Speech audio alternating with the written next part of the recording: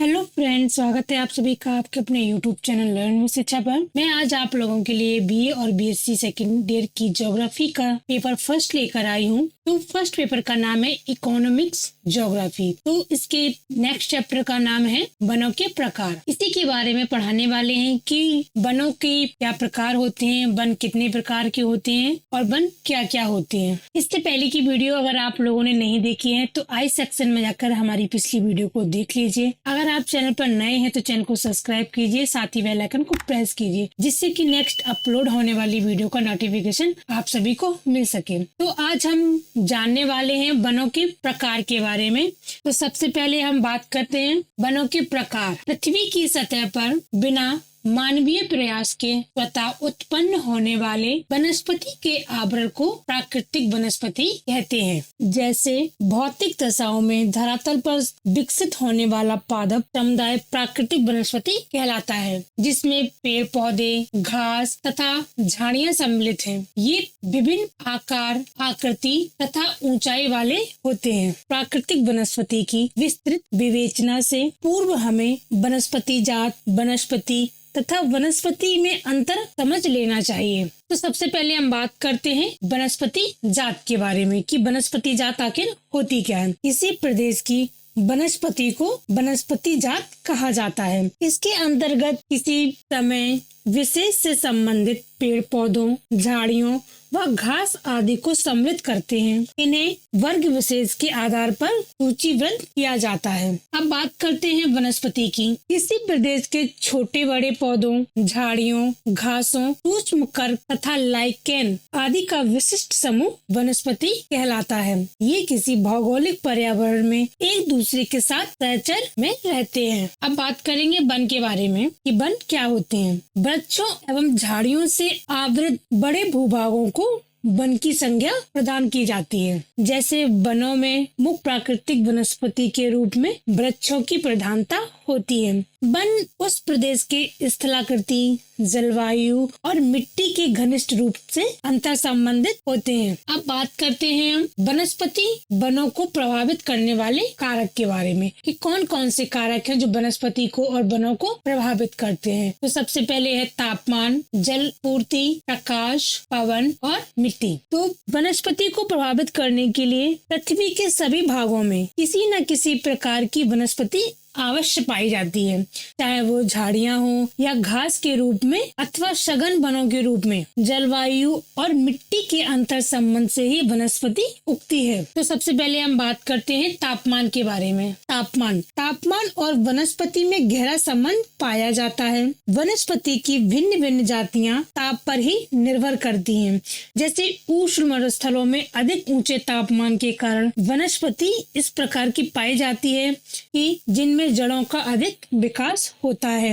इन भागों में वनस्पतियों में पत्तियां कम और छोटी होती हैं अथवा बिल्कुल नहीं होती हैं, किंतु जड़ें बहुत लंबी और भूमि के नीचे काफी दूरी तक फैली होती हैं। इसके विपरीत शीत मरुस्थल में जहाँ तापमान सदैव हिमांक बिंदु से प्रायः नीचे रहते हैं, ऐसी वनस्पति का विकास होता है जो भूमि के ऊपर ही छोटी छोटी झाड़ियों या घास के रूप में फैली होती हैं। इनकी जड़ें बहुत छोटी और पतली होती हैं और अधिकतर भूमि के ऊपर ही फैली रहती हैं। नीचे के भागों में बर्फ होने से भूमि के नीचे ये जड़ें नहीं फैल पाती। जैसे मास और लीचेन इसी प्रकार की वनस्पति है। कौन सी? मार्श और लीचेन। उष्ण कटिबंध में पाए जाने वाली पतझड़ या चौड़ी पत्ती वाले वृक्षों और शीतोष्ण कटिबंध की संकुल वनस्पति में विभिन्नता का प्रमुख कारण तापमान है। तापमान होने पर ही वनस्पति भली भांति है।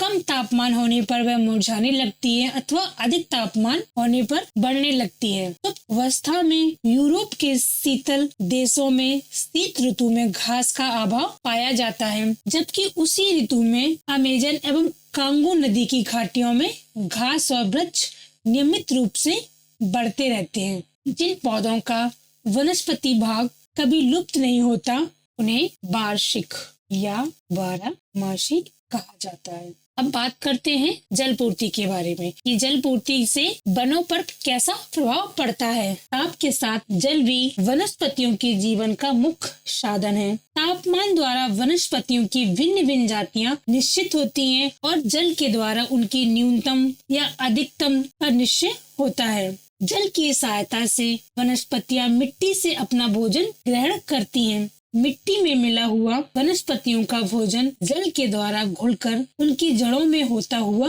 वनस्पतियों के प्रत्येक अंग में पहुंचता है। इस प्रकार जहां जल की मात्रा अधिक होती है वहां वनस्पतियों का भोजन अधिक मिलता है और इसीलिए वहां पर वनस्पतियों की मात्रा भी अधिक होती है। ऐसे क्षेत्रों में बड़े बड़े पत्तों से लहराते हुए वृक्ष और हरी भरी घासों की प्रधानता रहती है, जैसे कांगो तथा अमेजन की घाटियां जहां अधिक वर्षा होती है वनस्पतियों की अधिकता पाई जाती है।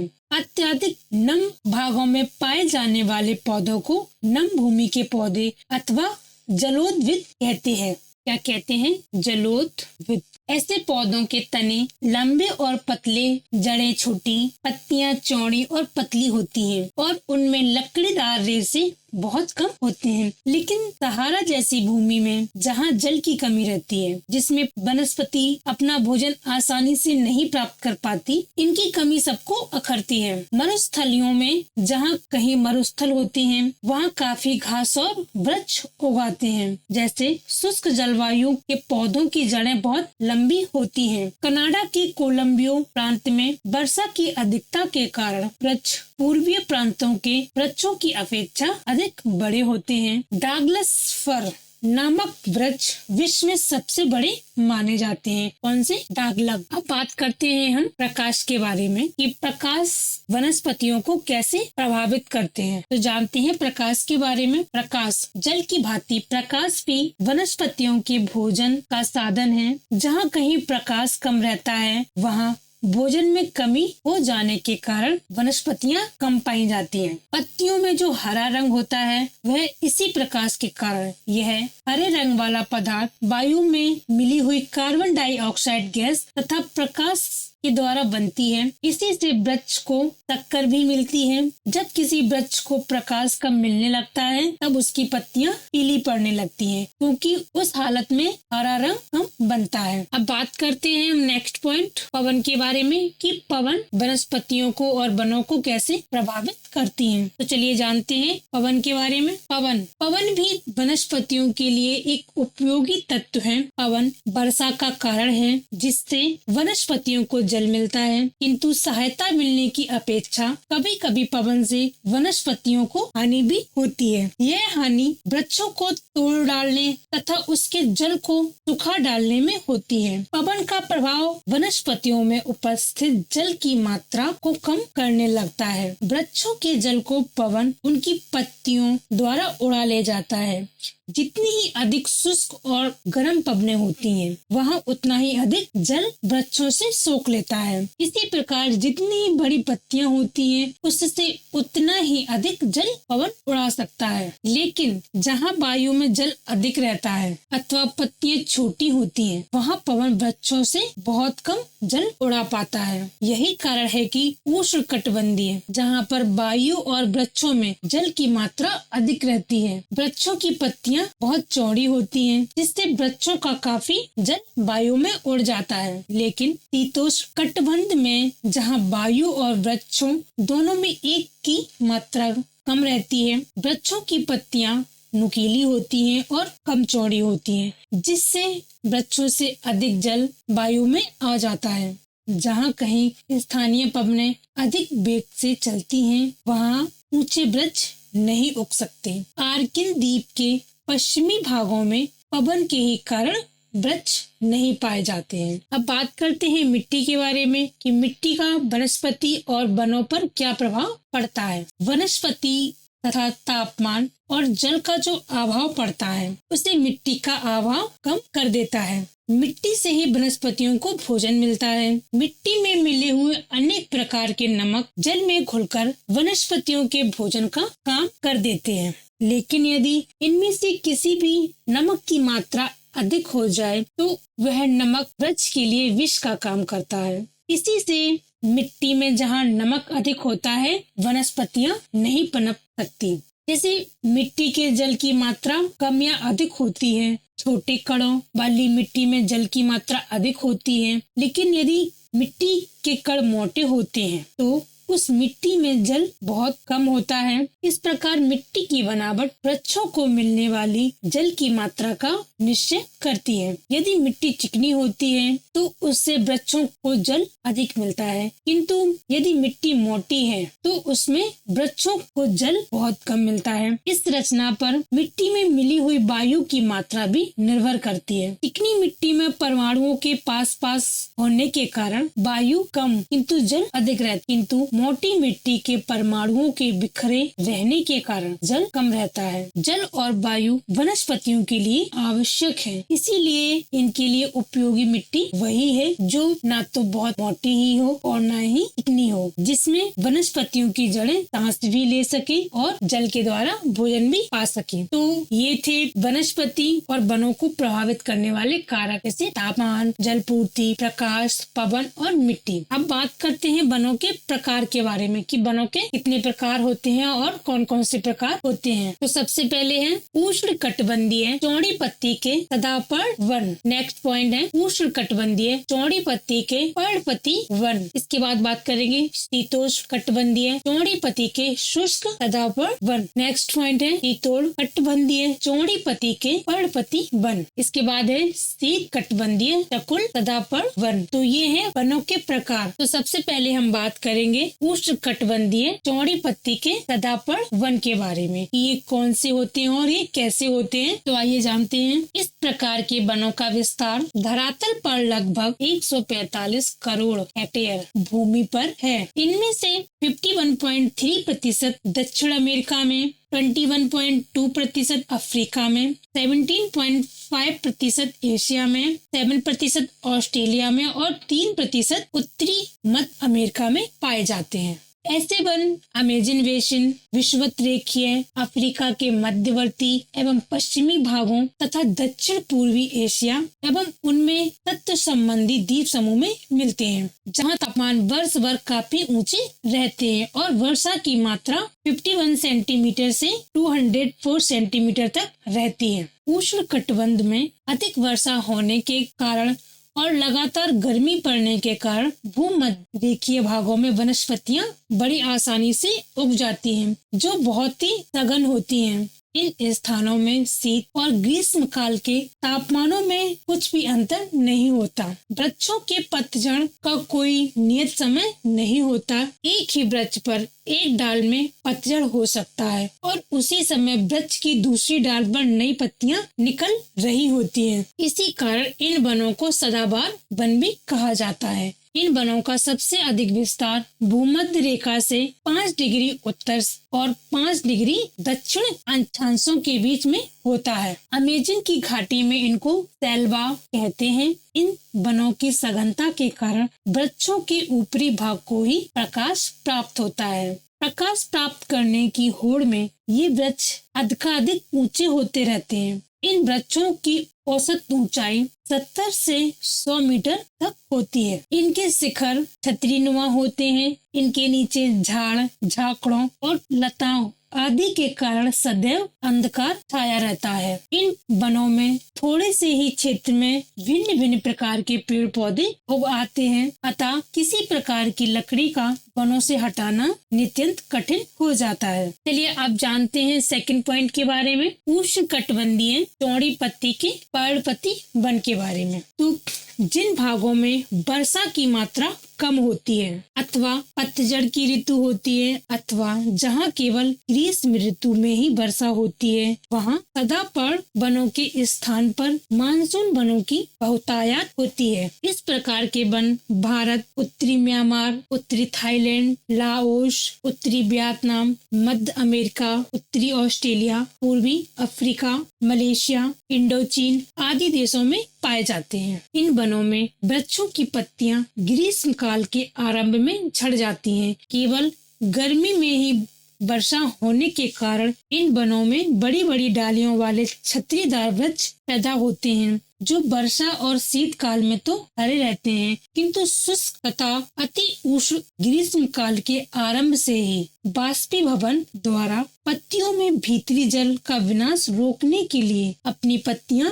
गिरा देते हैं। इसके अतिरिक्त इन भागों में घास फूस लताएं आदि की उतनी बहुतायत नहीं रहती जितनी भूमध्य रेखीय प्रदेशों में। इसके अतिरिक्त जो कुछ घास वर्षा ऋतु में उग आती है वह अन्य समय में वर्षा न होने के कारण सूख जाती है। कम वर्षा वाले भागों में छत्रीदार वृक्षों के स्थान पर छोटी पत्तियों वाले कटीले वृक्ष तथा कांटेदार झाड़ियां पैदा हो जाती हैं। घास फूस का विरालपन और पतझड़ का निश्चित समय पर ही होना, इन दोनों बातों को छोड़कर लगभग अन्य सब बातें भूमध्य रेखीय वनों और मानसूनी वनों में एक ही मिलती है। इन वनों की प्रसिद्ध वन है सागौन, सागवान, बांस, ताल, ताड़, देवदार, महोगनी, वेत, जामुन और नारियल। ये जो वृक्ष है वो उष्ण कटिबंधीय चौड़ी पत्ती के वनों में पाए जाते हैं। नेक्स्ट पॉइंट की तो नेक्स्ट पॉइंट है उष्ण मरुस्थलों से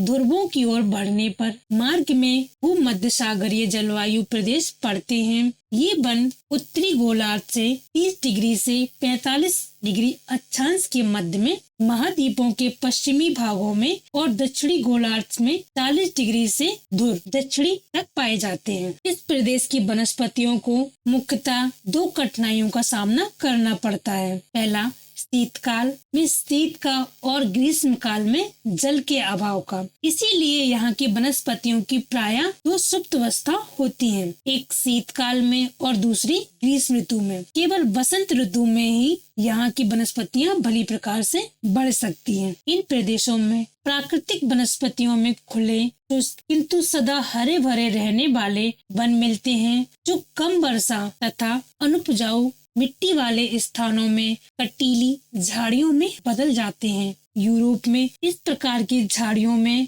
मैकबी और संयुक्त राज्य अमेरिका में चैपरेल कहते हैं। इन प्रदेशों के वन सदा ही हरे भरे रहते हैं, क्योंकि शीतकाल में नमी के कारण साधारणता शीत पड़ता है, जिससे पत्तियां झड़ती नहीं हैं, और ग्रीष्म काल में गर्मी अधिक शुष्कता से बचने के लिए यह वृक्षों में कई विशेषताएं होती हैं। इन वृक्षों की जड़ें लंबी तथा मोटी और तने मोटे और खुरदुरी छाल वाले होते हैं, जिनमें जल भरा रहता है। पत्तियां भी मोटी, चिकनी तथा मोटी होती हैं। कई पत्तियों पर तो रुएं भी होते हैं, जिससे इनका जल वाष्प बनकर नहीं उड़ पाता। जलवायु की इस विशेषता के कारण इन प्रदेशों में घास के अभाव का होना एक मुख्य स्वाभाविक बात है। इन वृक्षों में प्रमुख जो वृक्ष आते हैं वो है ओक, जैतून, पाइन, फर, कारीगम, यूकेलिप्टस, चेस्टनट, लारेल, सहतूत और वालनट। ये जो वृक्ष हैं वो शीतोष्ण कटिबंधीय चौड़ी पत्ती व शुष्क वनों में पाए जाते हैं। अब बात करते हैं अपने नेक्स्ट पॉइंट की। नेक्स्ट है शीतोष्ण कटिबंधीय चौड़ी पत्ती के पर्णपाती वन। ये वन चीन, जापान, कोरिया, मंचूरिया, पश्चिमी उत्तर यूरोप, पश्चिमी कनाडा, पूर्वी संयुक्त राज्य अमेरिका और कनाडा के सेंट लॉरेंस तट प्रदेश में विशेष रूप से पाए जाते हैं। इन वन क्षेत्रों में वार्षिक औसत तापमान 8 डिग्री सेंटीग्रेड से 3 डिग्री सेंटीग्रेड तक और वर्षा की मात्रा 91 सेंटीमीटर तक होती है। ग्रीष्म में साधारणतः गर्मी, शीतकाल में कठोर सर्दी और वर्ष भर अच्छी वर्षा होने के कारण यहाँ अच्छी लकड़ी और पुष्ट लकड़ियों के वन पाए जाते हैं, जिनके चौड़ी पत्तियों वाले वृक्षों की पत्तियां कड़ी सर्दी से बचने के लिए शीतकाल में झड़ जाती हैं। इन वनों में झाड़ झखाड़ नहीं होते हैं। इन वनों में आने जाने और लकड़ियां आदि काट कर लाने में बड़ी सुविधा होती है। इन वनों में जो मुख्य वृक्ष पाए जाते हैं वो है ओक, मैपल, बीच, हेमलॉक, अखरोट, chestnut, popular, S, cherry, hickory, वार्च। ये जो वृक्ष हैं वो शीतोष्ण कटिबंधीय चौड़ी पत्ती के पर्णपाती वनों में पाए जाते हैं। चलिए अब बात करते हैं अपने नेक्स्ट पॉइंट की। तो नेक्स्ट है शीतकटिबंधीय सकुल सतह पर वन। ये वन लगभग 106 करोड़ हेक्टेयर क्षेत्र पर फैले हैं। इनमें से 39.5% उत्तरी अमेरिका में, 33.6% एशिया में, 21.9% यूरोप में और 4.1% दक्षिणी अमेरिका में, 6% ऑस्ट्रेलिया में और 3% अफ्रीका में ही है। इन वनों का विस्तार उत्तरी अमेरिका और यूरेशिया के उत्तरी भागों में पाया जाता है। इन सब में से रूस के साइबेरिया के वन, जिन्हें टैगा कहते हैं, क्या कहते हैं, टैगा। एशिया में इन वन प्रदेशों की दक्षिणी सीमा 55 डिग्री अक्षांश तक ये वन मिलते हैं। अल्साका और मैकेंजी नदियों के बेसिन में तो इन वनों का विस्तार आर्कटिक वृत्त के भी 480 किलोमीटर उत्तर और पूर्वी कनाडा में इसके 800 किलोमीटर दक्षिण तक है। किंतु दक्षिणी गोलार्ध में ये वन इतने विस्तृत नहीं है। ये वन उत्तरी गोलार्ध में शीतोष्णकटिबंध के उत्तरी भागों में पाए जाते हैं। इन भागों में जुलाई का तापमान 10 डिग्री सेल्सियस तक रहता है तथा जल के अभाव में वृक्षों की पत्तियां नुकीली होती हैं, जिससे उन पत्तियों के द्वारा वायु के साथ अधिक जल वाष्प बनकर नहीं उड़ पाता। दक्षिणी गोलार्ध में ये वृक्ष पहाड़ी क्षेत्रों को छोड़कर अन्य बहुत कम मिलते हैं, क्योंकि वह समुद्र की निकटता के कारण अधिक कठोर सर्दी नहीं पड़ती। इन वनों में झाड़ झाखाड़ बिल्कुल नहीं मिलते और इस कारण इनमें जाना आना भी सरलता पूर्वक हो जाता है। इन वृक्षों के निचले भागों में टहनियाँ कम होती हैं, किंतु तनों की मोटाई पर्याप्त रहती है। इन वनों की लकड़ियाँ बहुत ही मुलायम और उपयोगी होती हैं, जिनसे कागज बनाना, दिया सिलाई बनाना, चौखट, पेटियां आदि बनाने के लिए उपयुक्त होती हैं। इन वनों के मुख्य वृक्ष चीड़, हेमलॉक, लार्च, सीडर, साइप्रस,